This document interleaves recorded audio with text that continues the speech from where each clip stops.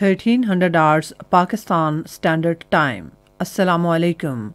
This is Radio Pakistan. The news read by Asma Hafiz. First, the headlines. The UN General Assembly President and Chinese envoy to the UN have commended Pakistan's contribution to peace and security in the region and the world. The Grand Military Parade in connection with Pakistan Day celebrations will be held in Islamabad tomorrow. Chairman China National People's Congress Standing Committee says the Sino-Pakistan cooperation in various fields has been steadily expanding in recent years. Pakistan, while welcoming the recent efforts to re-energize the Afghan peace process, has warned against spoilers' attempts to subvert the peace negotiations. And now the news in detail. President of the UN General Assembly, Volkan Bozkır, has commended Pakistan's efforts for peace and security in the region and the world. He expressed these views while addressing the virtual ceremony organized by Pakistani mission in New York to mark the Pakistan Day.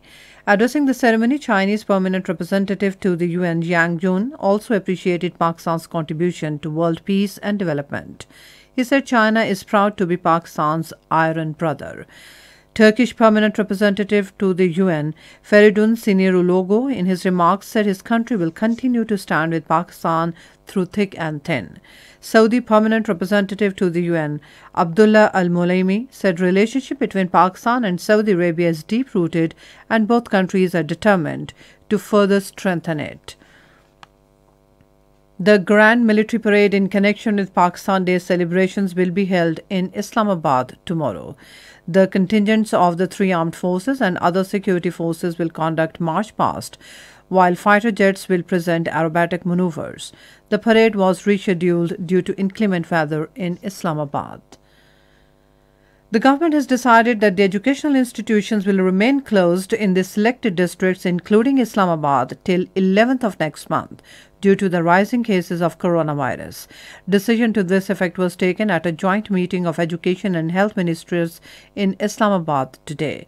Later, briefing media persons, Education Minister Shafqat Mahmood said the provincial governments will decide the districts where the educational institutions will remain closed.